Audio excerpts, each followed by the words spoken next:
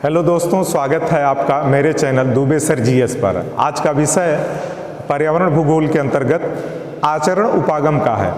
आचरण उपागम के माध्यम से हम आपको यह बताएंगे कि किसी स्थान विशेष पर्यावरण पर निवास करने वाला मानव किस तरह का व्यवहार करता है। बिहेवियर ज्योग्राफी या आचरण परक भूगोल के माध्यम से हम आपको ये बताएंगे। तो चलिए शुरू करते हैं। आपको आचरण उपागम कार्ल सावर के अनुसार, कार्ल सावर भूगोल का एक ऐसा विद्वान है जो यह बताता है कि पर्यावरण बोध के माध्यम से किसी स्थान विशेष पर यदि पर्यावरण को समझना है तो आचरण बोध के माध्यम से। आचरण बोध का आशय यह है कि जब कोई घटना कहीं पर घटे और उसका आप अनुभव करते हैं तो वह आपके आचरण में समा जाता है। मैं एक उदाहरण दे रहा हूँ। एक छोटा सा बालक है और वह छोटा सा बालक जब अपने घुटने के बल पर खींचते हुए जाता है, किसी दीपक को पकड़ लेता है, लेकिन उसके पकड़ने से पहले उसके गार्जियन बार बार उसको हटा देते हैं। बालक छोटा घुटने के बल चल करके दीपक को पकड़ना चाहता है, लेकिन उसके माता पिता, उसके गार्जियन उसको हटाते हैं।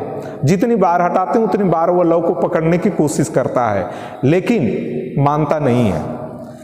यदि एक बार वह दीपक को पकड़ लेगा, जल जाएगा, तो इसके बाद वह दीपक को कभी भी पकड़ेगा नहीं, क्योंकि वह दीपक की लौ के जलने के बाद उसके आचरण में जो व्यवहार परिवर्तन हुआ है, यही सच्चा और अच्छा अनुभवजनित भूगोल है। कार्ल सावर इसी बात को कहता है कि भूगोल को पढ़ना है, पर्यावरण की अच्छी और सच्ची जानकारी रखना है तो बोध के माध्यम से। जानकारी जब तक आपको किसी घटना का बोध नहीं होगा तब तक आप स्थान विशेष के पर्यावरण को नहीं जान सकते। अगला है हैग स्टैंडर्ड के अनुसार अभिज्ञान विसरण के माध्यम से। अभिज्ञान जो हमको जानकारी किसी स्थान परिवेश के बारे में है, वह स्थान परिवेश की जानकारी हम जब दूसरे को देते हैं, दूसरा तीसरे को देता है, तीसरा चौथे को देता है, तो ज्ञान का जो फैलाव होता है, ज्ञान का जो विसरण होता है, यह हैग महोदय मानते हैं कि भूगोल को, और उसमें भी खासतौर से पर्यावरणीय भूगोल को हम अभिज्ञान विसरण के माध्यम से फैला सकते हैं, बता सकते हैं, जान सकते हैं।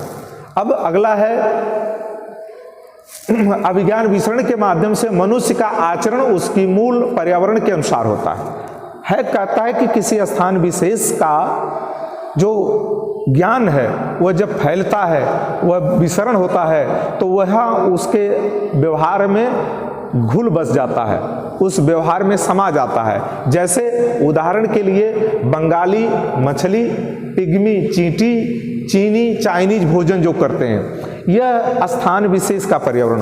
अब देख लीजिए, ये 3 क्षेत्र हमने चुना है उदाहरण के तौर पर। उदाहरण के तौर पर हमने 3 क्षेत्र चुना है। इन 3 क्षेत्र के लोगों का व्यवहार अलग अलग है।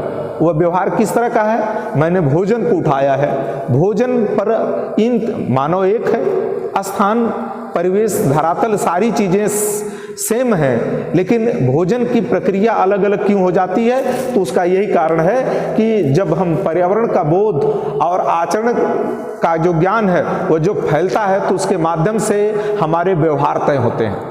किसी स्थान का पर्यावरण अलग होगा तो वहाँ के लोगों का व्यवहार अलग होगा, दूसरे स्थान का पर्यावरण अलग होगा तो वहाँ का व्यवहार भी अलग हो जाएगा।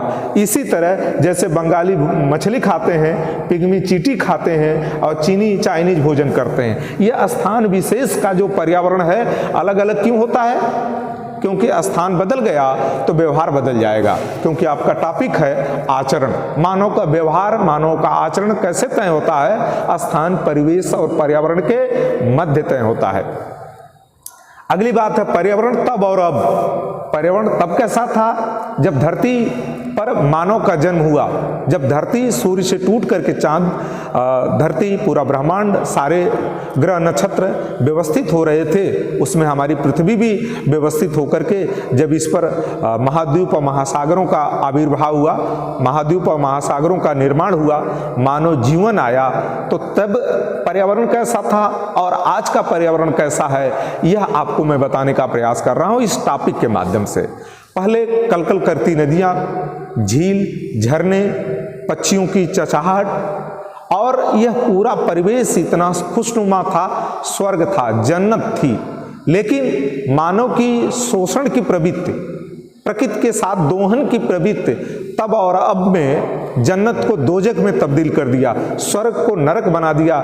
जो हमारी पृथ्वी पूरी, यह कायनात पूरा, यह ब्रह्मांड एक अजूबे सा था, आज वह कितना नरकी जिंदगी जीने के लिए विवश है, उसका कारण यह है केवल मानव का पर्यावरण के प्रति संघर्ष, मानव का पर्यावरण के प्रति दोहन, शोषण करने की प्रवृत्ति। जब तक मानव और प्रकृति के बीच में रागात्मक संबंध थे तब तक ये सारी समस्याएं नहीं थी। आज ये समस्या क्यों खड़ी हुई है? क्योंकि मानव छलांग लगाना चाहता है, और वह वही छलांग किसके बूते हुए लगाना चाहता है? पर्यावरण की कीमत के बदौलत। यदि पर्यावरण की कीमत को हम साइड करके छलांग लगाएंगे तो निश्चित पर्यावरण का नुकसान होगा। अब तब और अब के पर्यावरण में जो अंतर आया है वह अंतर हम कैसे समझेंगे? आप देखिए, पर्यावरण का भूत और वर्तमान उसके भविष्य के आधार पर तय होता है। एक सिंपल सा कथन है कि यदि किसी व्यक्ति को विकास करना है, किसी व्यक्ति को आगे भविष्य सुरक्षित करना है, तो उसे 3 बातें ध्यान में रखनी पड़ेगी कि प्रत्येक व्यक्ति को अपने जीवन काल में, चाहे वह व्यक्ति हो इकाई के रूप में, समूह हो, समाज हो, बड़ी इकाई के रूप में, तो छोटी इकाई व्यक्ति से लेकर के बड़ी इकाई समाज और देश को 3 बातों का ध्यान में रखना चाहिए। अतीत में उसकी पीठ होनी चाहिए, वर्तमान में उसका पैर होना चाहिए, और निगाह उसकी भविष्य पर होनी चाहिए। यदि इस तरह वो अपने पूरे जीवन काल को, समाज को, खुद को आगे ले जाएगा तो उसका भविष्य सुरक्षित होगा। क्योंकि प्रत्येक भविष्य वर्तमान की कोख से पैदा होता है, और प्रत्येक भविष्य जो वर्तमान की कोख से पैदा होता है उसको संबल कहाँ से मिलता है? अतीत से। तो उसकी पीठ जो है अतीत में होनी चाहिए, पैर वर्तमान में होना चाहिए, और भविष्य में निगाह होनी चाहिए।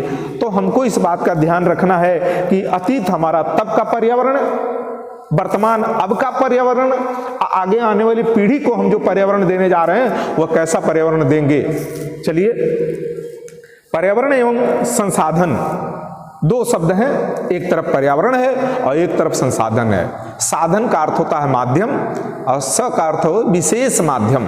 जैसे यह पेन, यह चाक, यह ब्लैक बोर्ड आपको पढ़ाने में यह माध्यम है, यह साधन है, तो यही विशेष संसाधन हो गया।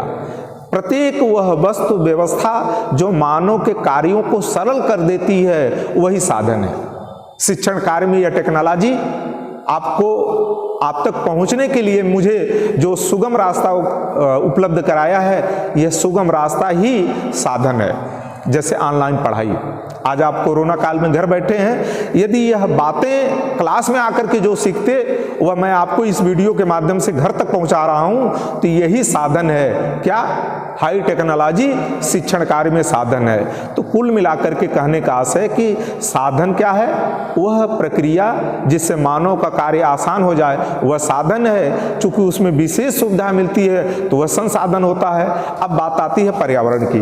पर्यावरण अपने आप में एक खुद संसाधन है। जैसे हवा, यदि समुद्र के इलाके पर पवन ऊर्जा, सूर्य के ताप को लेकर के सोलर ऊर्जा, धरती के अंदर गर्मी को निकाल करके भूतापीय ऊर्जा, वनस्पतियों से प्राप्त ऊर्जा, जीवों से प्राप्त ऊर्जा, यह सब कुछ जो पर्यावरण के घटक हैं, यह सारे पर्यावरण के घटक अपने आप में ऊर्जा के नायाब तरीके हैं, ऊर्जा के भरपूर प्रचुर मात्रा में साधन है, और यही संसाधन है।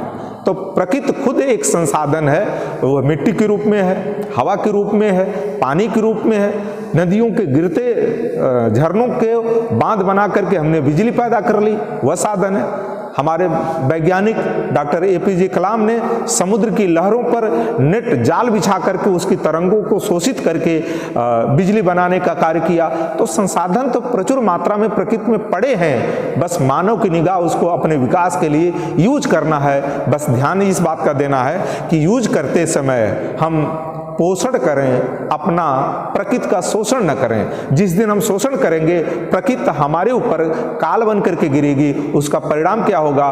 कोरोना, कोविड, भूकंप, ज्वालामुखी, सुनामी, यह सारी आपदाएं आएंगी, मानव इसको झेल नहीं पाएगा। इसलिए तब के औप के पर्यावरण में बीच में हमको ब्रिज का काम करना है, सेतु का काम करना है। मानव इस सेतु को काम नहीं करेगा तो निश्चित एक दिन भस्मासुर की हालत में होगा, जो खुद का नाश स्वयं कर लेगा। अब संसाधन का अर्थ मैंने आपको बता दिया, जो माध्यम बन जाए हमारे कामों का वही साधन है। अब आगे है संसाधन का वर्गीकरण। तो संसाधन की कई कैटेगरियां हैं, जैसे उत्पत्ति के आधार पर, पैदाइश के आधार पर संसाधन क्या है, उसके कई कैटेगरियां, भौतिक और अभौतिक। भौतिक संसाधन कौन है? हवा, पानी, मिट्टी, प्रकाश, यह भौतिक संसाधन है।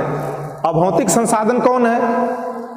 जीव, वनस्पतियां, जीवों के सारे क्षेत्र अभौतिक संसाधन की श्रेणी में आते हैं। उपयोगिता के आधार पर संसाधन उपयोगी कितने हैं, उसमें हवा है, मिट्टी है, पानी है, जो अभी मैंने चर्चा की, ये हमारे कहीं न कहीं काम आते हैं। ये सब संसाधन हैं, ये उपयोगिता के आधार पर हैं और ये उत्पत्ति के आधार पर हैं। जिमरमैन के अनुसार, जिमरमैन बताता है कि संसाधनों की कई कैटेगरियां हैं। उसके एक कैटेगरी को मैं लेता हूं, अप्रयुक्त संसाधन। अप्रयुक्त संसाधन जैसे जैविक और अजैविक, जिनका अब तक प्रयोग नहीं हुआ है। इस धरातल पर, इस पूरे कायनात ब्रह्मांड में बहुत से ऐसी चीजें हैं जिनका मानव प्रयोग अभी नहीं किया है, आने वाले समय में कर सकता है। तो उत्पत्ति के आधार पर जैविक अजैविक, जैविक कौन है? सारे जीवों के क्षेत्र, सारे जीव, सारे वनस्पतियां। अजैविक कौन है? हवा है, पानी है, मिट्टी है, भूतापी ऊर्जा है। इस पूरे ब्रह्मांड में बहुत से ऐसे प्राकृतिक तत्व हैं जिनकी उत्पत्ति तो हो चुकी है, लेकिन मानव को उसका संज्ञान नहीं है, अभी उसकी खोज बाकी है, वो हमारे संसाधन के काम आ सकता है। अप्रयुक्त संसाधन, जैविक अजैविक हो गया, अब तक जिनका प्रयोग नहीं हुआ। अप्रयोजनीय संसाधन, अप्रयोजनीय संसाधन वह हैं जिनकी जानकारी नहीं है। धरातल पर बहुत से ऐसे संसाधन पृथ्वी के पेट में पड़े हैं। पृथ्वी को इसीलिए पूरी पृथ्वी को रत्न गर्भा कहा गया है। पृथ्वी के पेट में बहुत से रत्न पड़े हैं, बहुत से संसाधन पड़े हैं, मानव उसका भी प्रयोग नहीं कर रहा है। यदि आने वाले समय में साइंस विज्ञान के योग से, टेक्नोलॉजी के भरोसे यदि उन संसाधनों का प्रयोग किया जाएगा तो मानव का कल्याण हो सकता है। अब है संभाव्य संसाधन। संभाव्य संसाधन वे संसाधन जो भविष्य में प्रयोग होंगे, अभी पृथ्वी के पेट में है। जैसे समुद्र में मीथेन गैस पूरी परत के रूप में बिछी हुई है, मानव को पता है, लेकिन अभी मीथेन गैस का समुद्री प्रयोग नहीं हो रहा है। तो यह कैसा संसाधन है जो आने वाले भविष्य में प्रयोग होगा। गुप्त संसाधन, गुप्त संसाधन क्यों है? क्योंकि अभी मानव की पहुंच वहां तक नहीं हुई है। सैटेलाइट से हमारी खोजें नहीं हो पाई हैं, हम अनुसंधान नहीं कर पाए हैं, हम सर्वे नहीं कर पाए हैं। तो अभी इनका हम प्रयोग कैसे करेंगे? जैसे सौर ऊर्जा और भूतापी ऊर्जा। भूतापी ऊर्जा बर्मे से छेद करके धरती की गर्मी को निकाल करके बिजली बनाई जा सकती है। सूर्य की सोलर पैनल के माध्यम से भी कुछ सीमित क्षेत्रों में प्रयोग हो रहा है। यदि सूर्य की अपार ऊर्जा को हम सोलर पैनल के माध्यम से प्रयोग करें तो पक्का निसंदेह भारत ही नहीं, पूरे विश्व के कल्याण के लिए संसाधनों की प्रचुरता, मानव के पोषण के लिए पर्याप्त क्षमता के साथ युक्त है। इन्हीं सारी बातों के साथ आज यह पर्यावरण और संसाधन पहला पाठ एमए प्रथम वर्ष के साथ साथ परीक्षा उपयोगी और बीए के अनिवार्य प्रश्न पत्र में जो पर्यावरण अनिवार्य रूप से है, सबके लिए यह पेपर, यह पाठ सबसे सुरक्षित, सबसे सरल तरीके से समझाने का प्रयास किया। आप इसे पढ़ेंगे तो आपको बहुत सी जानकारियां मिलेंगी। इसमें आपको कोई बात अच्छी लगे तो भी, कोई आपको बात बतानी है तो मुझे कमेंट करके सूचित करें। मैं आपको अगली वीडियो में उससे बेहतर देने का प्रयास करूंगा। फिलहाल आज यह पाठ पर्यावरण का समाप्त हो रहा है। बहुत बहुत धन्यवाद, बहुत बहुत शुभकामनाएं।